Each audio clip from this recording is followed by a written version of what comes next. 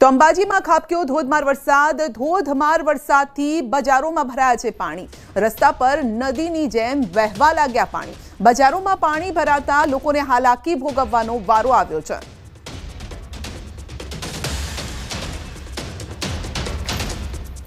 અંબાજી પંથકમાં લાંબા સમયના વિરામ બાદ ફરી એકવાર વરસાદી માહોલ છવાયો છે અને આજે જે ધ્વજવંદનના કાર્યક્રમ બાદ બપોરના સમયે ફરી એકવાર વરસાદની શરૂઆત થવા પામી છે।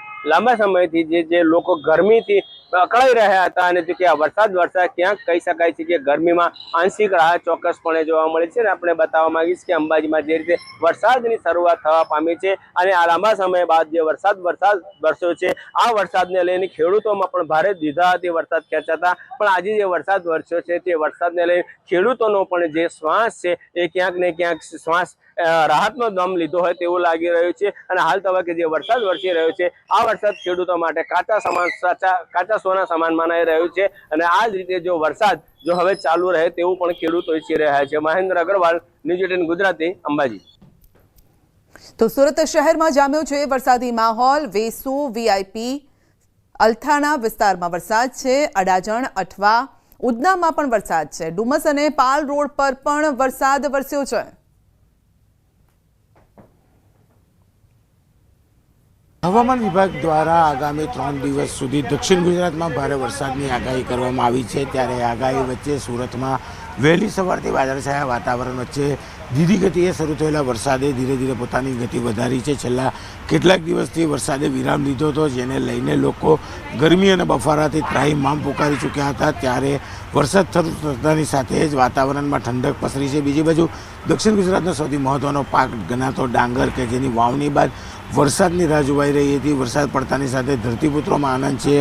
કહી શકાય કે કાળા ડિબાંગ વાદળો વચ્ચે જે રીતે હવામાન વિભાગે આગાહી કરી છે તેને લઈને તંત્ર દ્વારા તમામ સરકારી અધિકારીઓને એલર્ટ રહેવા માટેની સૂચના આપવામાં આવી છે। ત્યારે કહી શકાય કે આજે 15મી ઓગસ્ટ છે અને રજાનો દિવસ છે, તેમાં પણ વરસાદ શરૂ થતાં લોકો વરસાદની મજા માનતા પણ જોવા મળી રહ્યા છે। કેમેરામેન જીગર ગુગલ સાથે કીર્તેશ પટેલ, ન્યૂઝ 18 ગુજરાતી, સુરત। મહેસાણામાં પણ ભારે બફારા વચ્ચે મેઘરાજાનું આગમન થયું છે। શહેરના અનેક વિસ્તારોમાં ધીમી ધારે વરસાદ શરૂ થયો છે। વરસાદને લઈને વાતાવરણમાં ઠંડક પ્રસરી છે। લાંબા સમય બાદ વરસાદ વરસતા ખેડૂતોમાં આનંદનો માહોલ છવાયો છે અને ફરી વરસાદ થતાં પાકને જીવનદાન મળશે।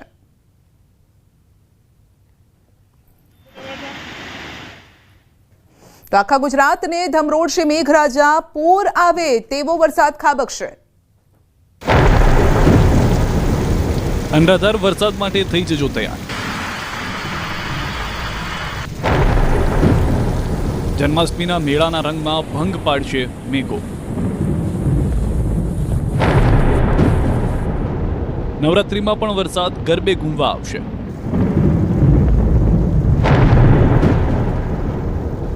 અંબાલાલ પટેલ અને રમણીક વામજાની વિસ્ફોટક આગાહી। ગુજરાતીઓ ફરી વરસાદમાં ભીંજાવા તૈયાર થઈ જજો। ફરી એકવાર પૂર આવે એવો વરસાદ ખાબકવાનો છે। ફરી મેઘરાજા મૂળમાં આવવાની તૈયારી કરી રહ્યા છે। એવો વરસાદ વરસશે કે જન્માષ્ટમીની રજાઓ પાણી થઈ જશે। લોકમેળાના રંગમાં ભંગ પાડશે વરસાદ। પ્રચંડ પૂર આવશે, તબાહી મચી જશે। હવામાન નિષ્ણાંત અંબાલાલ પટેલે આગાહી કરી છે કે 14 ઓગસ્ટથી વરસાદ તોફાની બેટિંગ કરશે। ભારેથી અત્યંત ભારે વરસાદ ખાબકશે। ખાસ કરીને સૌરાષ્ટ્ર અને દક્ષિણ ગુજરાતમાં ફરી એકવાર પૂર આવે એવો વરસાદ પડશે। વરસાદ સાતમ આઠમની રજાની મજા બગાડી નાખશે। સૌરાષ્ટ્રના લોકમેળાના રંગમાં ભંગ પાડી શકે છે, કેમ કે રાજકોટથી લઈને દ્વારકા, પોરબંદરથી લઈને અમરેલી સુધી ભારે વરસાદ થઈ શકે। અમદાવાદ, ગાંધીનગરમાં પણ મુશળધાર વરસાદની સંભાવના છે। કચ્છ, મહેસાણા પણ કોરા નહીં રહે। તો આગાહીકાર રમણીક વામજાએ આગાહી કરી છે કે 17 ઓગસ્ટ સુધીમાં ગાજવીજ સાથે 2 થી 7 ઇંચ વરસાદ પડશે। આગામી સમયમાં સૌરાષ્ટ્રમાં અતિવૃષ્ટિ થવાની સંભાવના છે, તો નોરતામાં પણ મેઘો રાસ રમવા આવશે। ચોમાસું લાંબુ ચાલશે તેવી આગાહી કરી છે।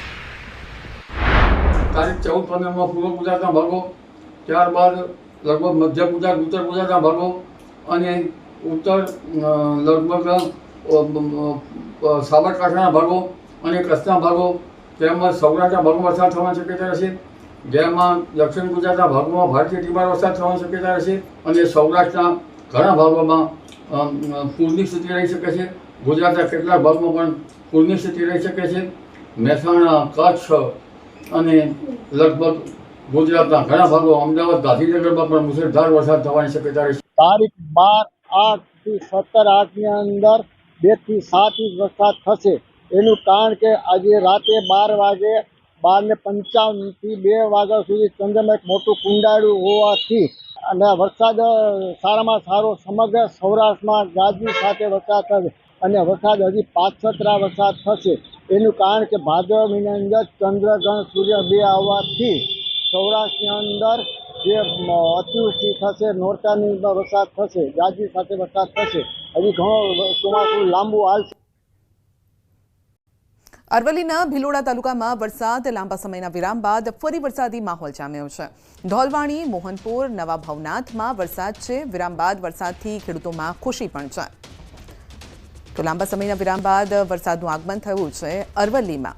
આગાહી મુજબનો આ વરસાદ વરસી રહ્યો છે. અંબાજીમાં પણ આજે ધોધમાર વરસાદ વરસ્યો છે. મહેસાણામાં પણ વરસાદ, એટલે કે ઉત્તર ગુજરાતમાં આજે મેઘરાજાની સવારી આવી પહોંચી છે. તો ભિલોડામાં આજે વરસાદ છે.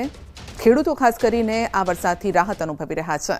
વધુ અપડેટ મેળવીશું સંવાદદાતા હાર્દિક પાસેથી. જી હાર્દિક, લાંબા સમયના વિરામ બાદ આ વરસાદ છે, ખેડૂતોને વહાલો લાગતો હશે. ચોક્કસથી સંધ્યા, જે પ્રકારે અરવલ્લી જિલ્લામાં આગાહી હતી એ પ્રકારે જ વરસાદી માહોલ જોવા મળી રહ્યો છે. વહેલી સવારથી યાત્રાધામ શામળાજીમાં વરસાદ હતો, ત્યારે અત્યારે હાલ ભિલોડા પંથકમાં વરસાદ જોવા મળી રહ્યો છે. ખાસ કરીને ધોલવાણી, મોહનપુર, નવા ભવનાથ આ વિસ્તારમાં ધોધમાર વરસાદ જોવા મળી રહ્યો છે.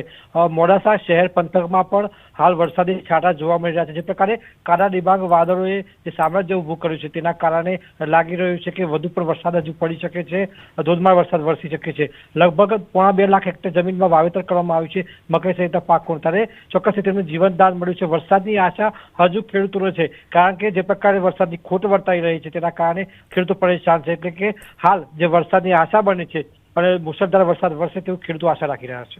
જી આપનો આભાર. જમ્મુ કાશ્મીરમાં ભારે વરસાદના કારણે રાજૌરી જિલ્લાના હાલ બેહાલ થયા છે. દરહાલમાં કોઝવે પર પાણી ફરી વળ્યા છે. બાળકો પોતાના જીવને જોખમમાં મૂકતા નજરે પડ્યા છે. ભારે વરસાદ વચ્ચે રાજૌરીના અનેક વિસ્તારોમાં પાણી ભરાયા છે.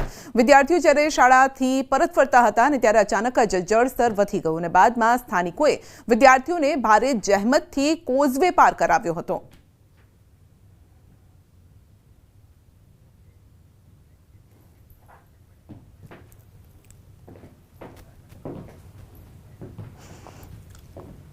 તો શારદા નદીનું ઉગ્ર સ્વરૂપ જોવા મળ્યું છે.